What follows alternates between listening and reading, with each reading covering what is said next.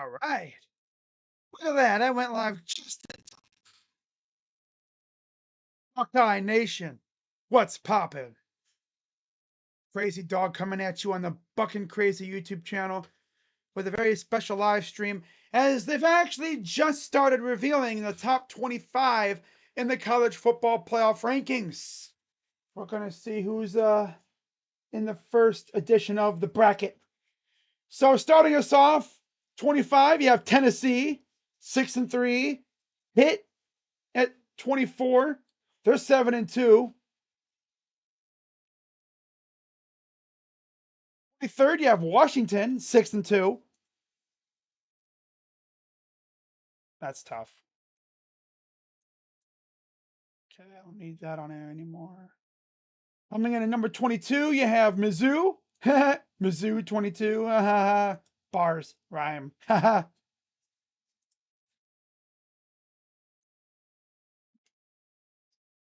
Man, dude. Tennessee. Hooey, man. That's tough. Number 21, you have the team up north. Not really shocked about that, to be fair.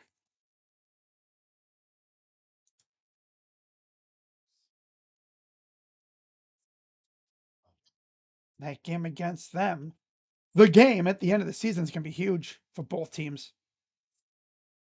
Now, of course, the team up north does have 2 losses already. So, they're going to need to damn near win out to have a chance. Number 20, you have Iowa. I've seen a lot of Big Ten teams so far.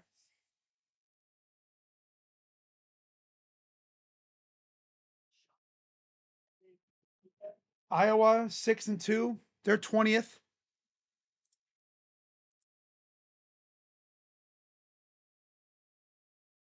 Kind of curious to see who's in the top 12, and also who's the first few teams on the outside. Now, remember this year they changed it up to where just because you win a conference doesn't mean you're going to get a bye.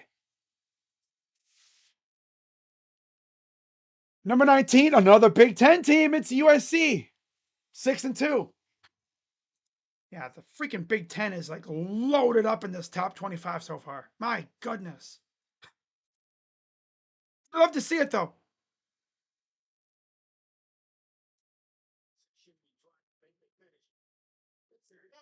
Number 18, you have Miami. It's funny because I remember that fan base was talking about that they're going to win the ACC and that, they're going to win a natty and everything. And they were like trying to say, oh, we're going to get revenge for 2002. I mean, of course, it's November. That team falls apart every freaking year around this time. Number 17, you have Georgia Tech at 8-1.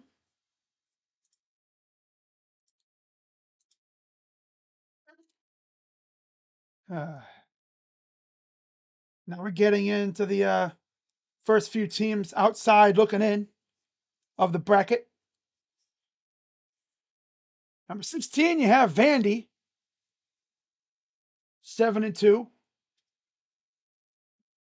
Pretty clearly the best team that's, I think, been listed as Georgia Tech with only 1 loss. Louisville, 7-1. They're 15. They had a very impressive win over the U a few weeks ago. Number 14, Virginia. They're 8-1.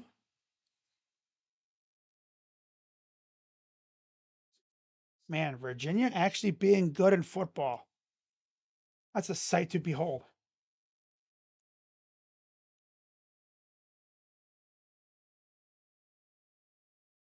Okay, how about 13? The first team on the outside is Utah. And it's the first team on the outside looking in right now. Utah. Okay. I already know BYU, Notre Dame, Ole Miss, Bama, Georgia. Those teams are all going to be in the top 12 most likely. Oregon.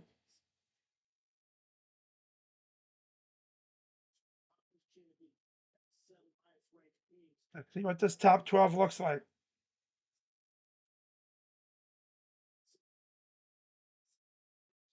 Number 12, Oklahoma. Mm.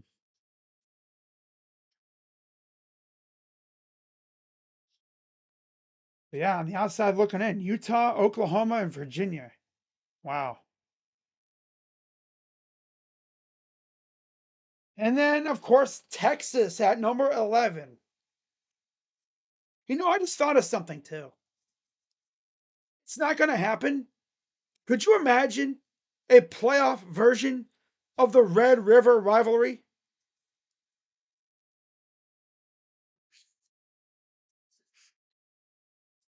Only thing that would make that better is if that was at the other Cotton Bowl. Not the actual Cotton Bowl stadium, but the game, the bowl game. Oh, obviously, I don't think that'll happen. That's very rarely probably going to happen.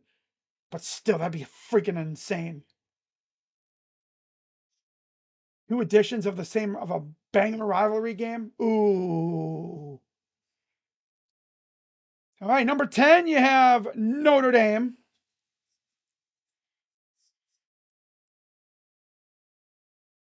Wow.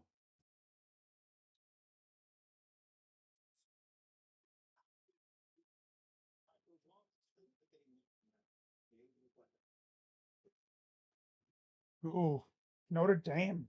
Okay. Yeah, Notre Dame has to win out to really have a chance because if they lose one more game, I think they're done. If they lose one more game, they're done. Oh, Fox says Notre Dame at 10 is BS. They have two losses and they have no conference. So again, it's all the pressure's on them.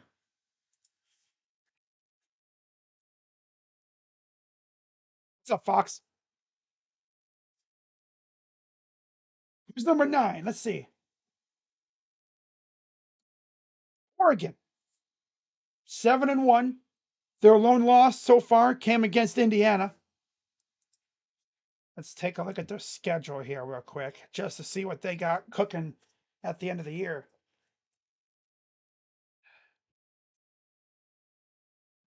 So we look at Oregon, have Rutgers. No, I'm sorry. No, they're coming off a bye. At Iowa, home against Minnesota, home against USC, and then at Washington. Ooh. They're either going to go 3-1 or going to, but I think 3-1 is probably going to happen somewhere in there. Who knows? They could easily run the table. Make things very interesting in the Big Ten if they run the table. Notre Dame, on the other hand, again, they're independent, so they're up against it. They need to win out. One more loss, and they're done. Texas Tech comes in at number 8. They are 8-1.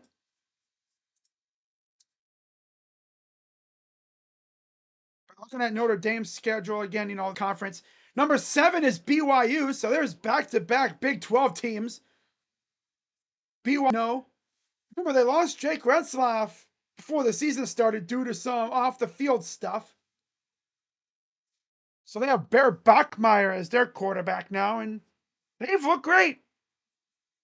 They've looked great. Number 6 is Ole Miss. But yeah, Notre Dame has Navy, Pitt, Syracuse, and Stanford. Try to run the table. Toughest games are going to be, I think, against Pitt and Syracuse. Texas Tech, what do they got coming up here? Then you got BYU and Ole Miss. I don't know if they faced BYU at some point, or maybe they already have. Number 5, Georgia. Oh yeah, how about this? Texas Tech and BYU face off. Bama at 4, no surprise there. So they would have a bye technically. They'd be one of the top 4 teams. Yep. A&M at 3. This means number 2 is probably Ohio State, and number 1, Indiana and Ohio State are top 2. BYU, UCF, and West Virginia. That's what Texas Tech has left. BYU, UCF, a bye, and West Virginia. They're probably gonna, if they beat BYU, they're running the table. They're not gonna lose another game. Yeah, they're not gonna lose another game. Straight up. Number 2 is Indiana, which means number 1 is Ohio State. Not surprising. 3 teams. Let's take a look here. So Indiana. Let's take a look at it. Let's take a look at Texas A&M first. See what they got coming up. Because again, they could run the table. Honestly, I think their toughest game is. I know they. Let's see what they have left. Because again, I don't really. It's itching like crazy. Oh my god. Okay, they have Missouri, South Carolina, and Texas. Those are their 3 tougher games, conference games. So you see, there is the football playoff projected buys. You'd have Ohio State number 1, Indiana 2, A&M 3, and Bama 4. Conference leader, technically Indiana, although we're tied with them. But they've played more games than us. So that's why they're the conference leader. So we would already, and then Georgia, Texas Tech, Ole Miss, and BYU would get a first round matchup at home. So Athens, Lubbock, Oxford, and Provo. And then Notre Dame would go to BYU, Virginia, Ole Miss. Ohio State would get Oregon, Texas Tech, and Memphis and Georgia would face off against Bama. Oh my God.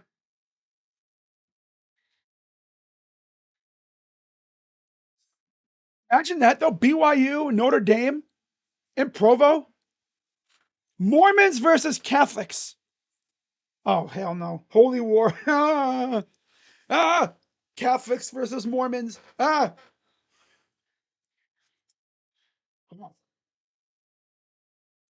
That would be interesting.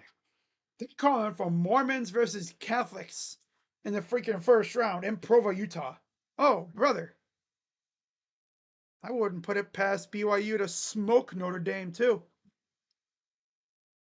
I wouldn't put it past them. Buckeye fans are probably not going to like the crazy large amount of rat poison that we were just given with being number 1, but it's the first ranking. It's not about where you are in the first ranking, it's where you are in the last one. I know a lot of people would have had Indiana number 1, which you did great.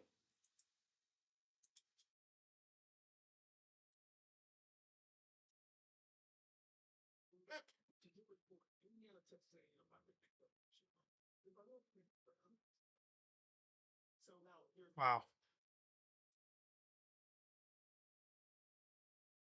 Miami, number 18. That's tough.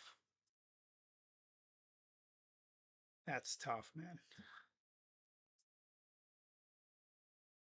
All right, so I don't know if they've posted the bracket yet.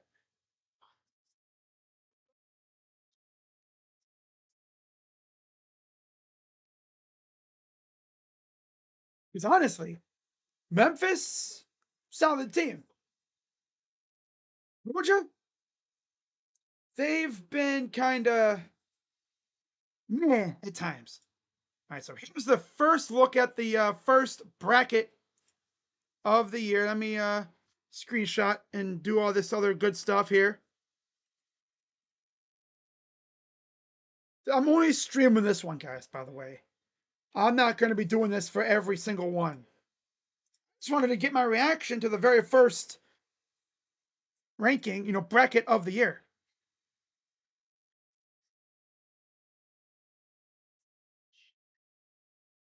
Yeah, people got to remember that. Ohio State went to Washington and beat the crap out of them. Shut them down. Okay, so here is the ranking here. Let me minimize, put that up here in the corner. That's it in the corner. Boom. There we go. All right, so let me actually make this a little bit bigger and then slide it down. There we go. So right away, looking at these matchups,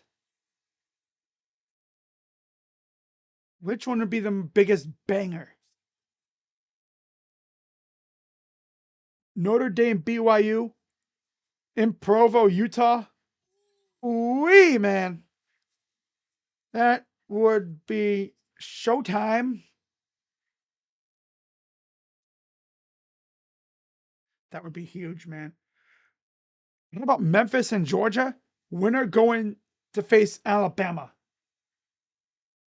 in one of the bowl games. Oregon traveling to Lubbock to face Texas Tech. Wow. Virginia going to Ole Miss. And don't forget, that could also be Lane Kiffin's last game as coach of the Rebels. Because there's a lot of talk about him leaving to go coach one of these other SEC teams. Florida, LSU, especially Florida and LSU, especially Florida. Auburn could come knocking. Maybe even like another team could come knocking too. And then you have Notre Dame and BYU. I mean, like I said, the winner facing Indiana, that would just be that'd be fun. To say the least. That'd be fun. The main channel, I'm hoping to stream most of these games. I would stream the game on the Friday night, the first game, like I did last year. And then probably 2 of the games. I might even do 3 if my guy JB Taylor'd be down to do one. But he's been kind of dealing with some health issues, so I don't know. But dude, there's so much that can change. You want to know how much things can change? Just take a look at standings. Because you realize, teams go up and down all the time. There's still like 4 or 5 weeks left in the season.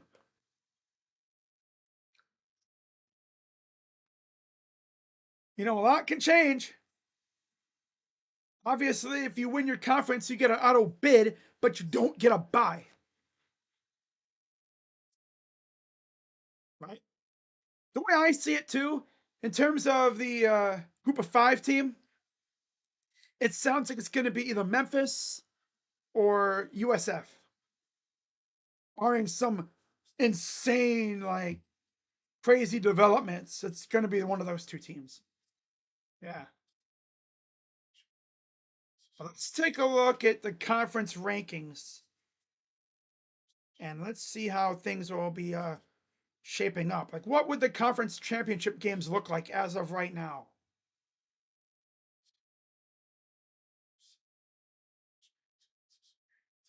So in the American, it would be again Memphis / versus Navy or North Texas.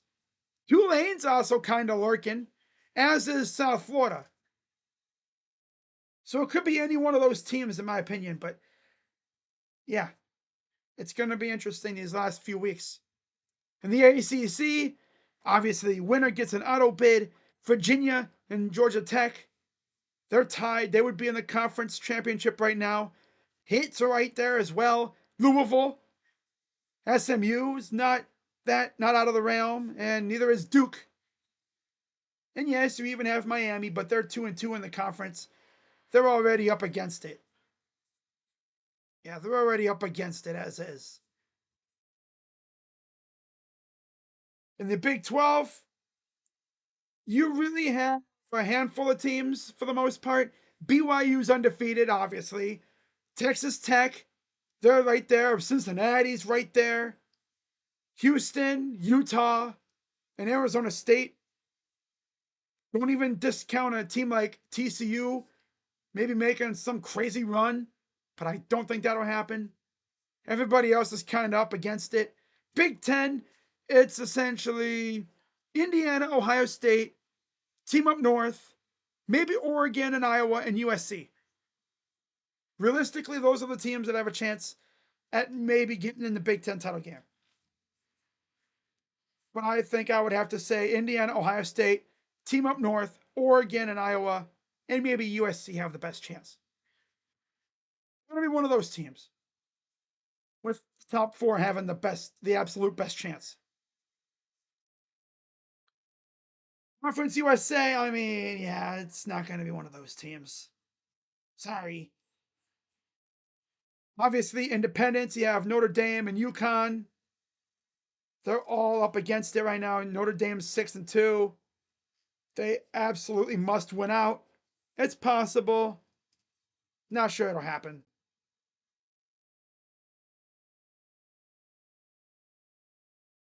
Okay. Mid American, don't really care. Mountain West, nope. Yeah, it's gonna be weird. No Boise this year. Possibly. Yeah, they're already 6-3. They're not gonna. No, they're not gonna get in. They would have to be in as a group of five, and they're not getting in. San Diego State is kind of lurking, but they would need some crazy stuff to happen from the other teams, like in the American. Because the American teams right now, I mean, you have Navy, Memphis, and North Texas, really. Man, if San Diego State was undefeated, they'd have a legit chance, but no. They're 7-1 overall, though. Never know. Southeastern, of course, you have A&M and Bama right now facing off. If it were to end today, Georgia's right there. Ole Miss, Texas, and Oklahoma. That's another thing. You guys realize there's a very small chance, like teeny tiny, damn near microscopic, that at some point in the very near future, at whatever time, those two teams could face off 3 times, regular season, conference championship, and the playoffs. You just imagine 3 editions of the Red River Shootout in the same freaking season?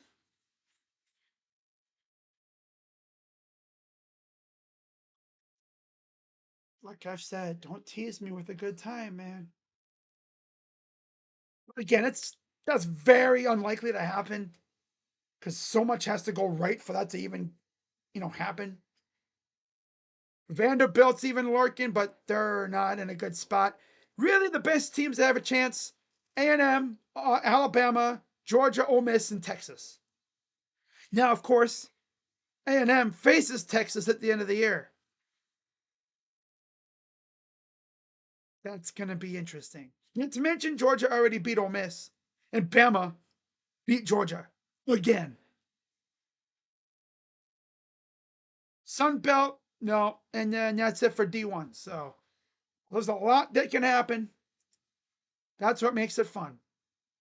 So that's pretty much all I got, guys. And let me pull up the rankings here real quick for y'all.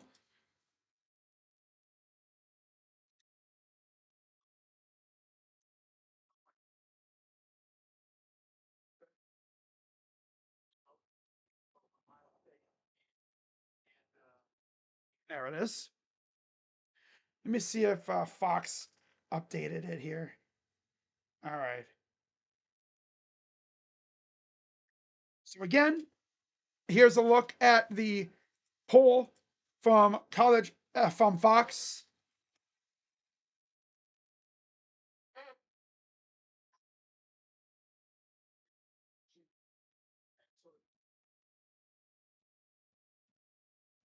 There we go.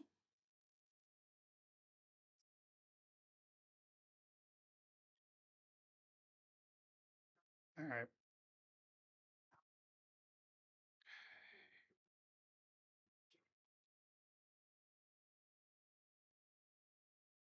Yeah, I don't really have anything to talk about regarding recruiting either. There's been a lot of buzz, though, around the Buckeyes. I'll just say that for right now.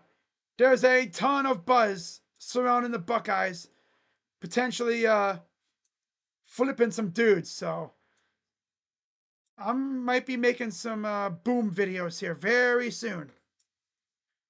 But we take a look at the first edition of the 2025 rankings, courtesy of college football, Fox, or Fox College Football. Obviously, you see Tennessee at 25, Pitt at 24, Washington, Mizzou, and Team Up North. Then you have Iowa, USC, the U. The U. Kind of snap the U in half. Georgia Tech, Vandy, Louisville. Obviously, there's Virginia, Utah, Oklahoma, Texas. Then you have Notre Dame, Oregon, Texas Tech, BYU, Ole Miss. Then you, of course, you have Georgia, Alabama, A&M, Indiana, and Ohio State. And again, real quick, there's a look at the bracket, just so you guys can see how they match up. So you would have Memphis, who's not even in the top 25. That's a rarity. Again, they're the highest ranked Group of 5 team. Doesn't matter where they are. They're the next highest, they're the highest ranked Group of 5. But you see in Notre Dame, they're number 10.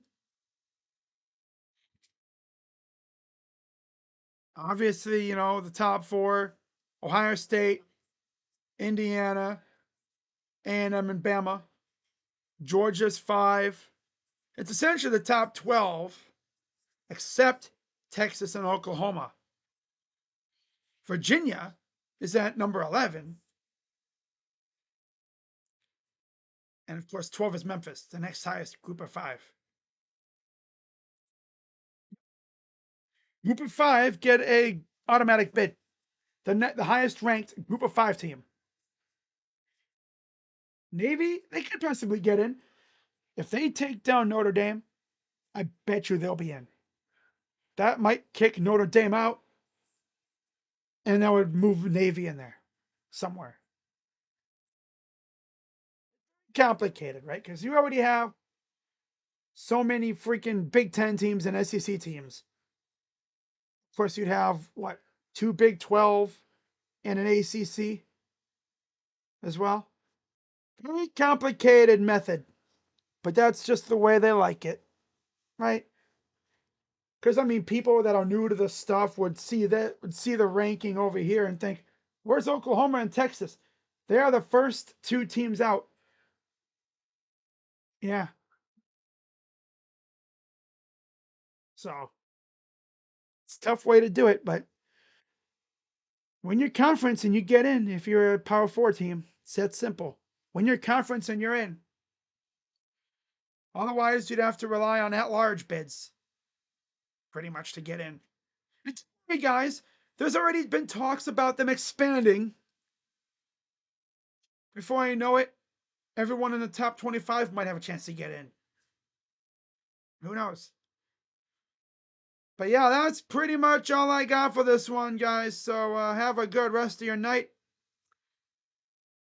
And I'll be back with another one of these next week. Probably not as a live stream. I don't know, I might do this as a live stream. This is fun. Go live and react to it with the people. So yeah, I'll be back next week. With that being said, I'm Crazy Dog coming at you on the Bucking Crazy YouTube channel. Let's go, Bucks. And again, we might have some booms coming up. There's a lot of talk about, spatulas being brought out. Oh, if we be flipping dudes, I'm going to bring out the spatula. You know damn well I'm bringing out the spatula. It's almost spatula season, baby. Yeah. But I'll see you guys later. Go Bucks. I'm Crazy Dog. OH. I'm out. Bye-bye. And by the way, on the main channel, probably tomorrow, most likely tomorrow, I'm going to have a video talking about some Guardians free agent targets, because MLB free agency starts up, I believe. I'm trying to think, when did it end? Because free agency technically starts 5 days after the season is over. I believe this season ended on Saturday because it didn't stream. Yeah, Saturday, November 1st was the final game. So the second was when trades can happen. By the way, the O's acquired Andrew Kittredge today. The first official trade of the offseason. Yeah. What was it? The Cubs traded Kittredge? So you would have to say the second is when it began. So it'd be 1, 2, 3, 4. Yeah, Thursday. It's, I believe, going to start up on Thursday. Because that'll be 5 days after Saturday. So yeah. We're on day 3 post MLB season ending. Just 2 more days left until free agency can officially begin. Because until now, I'm seeing a lot of players opting out of options. There's going to be some fireworks, I think, at some point, probably around Christmas. Most likely, we're not going to see much right now. We rarely do. But man, come around freaking winter meetings, I expect chaos. In fact, let me look and see when winter meetings are. I think they're like near Christmas, aren't they? MLB winter meetings. That's when things really start popping off. Yeah. That's when things really, really start popping off. December 7th through the 10th, 2025. So we're almost a month away from that stuff popping off. Yeah. In Orlando, Florida. That's when agents and teams start talking. You might have a couple moves here and there, but nothing crazy until then. So yeah, that's all I got. Have a good rest of your night. And I'll see you guys tomorrow on the main channel for Cavs and Sixers. Again, go Bucks. OH. I'm out. For real this time.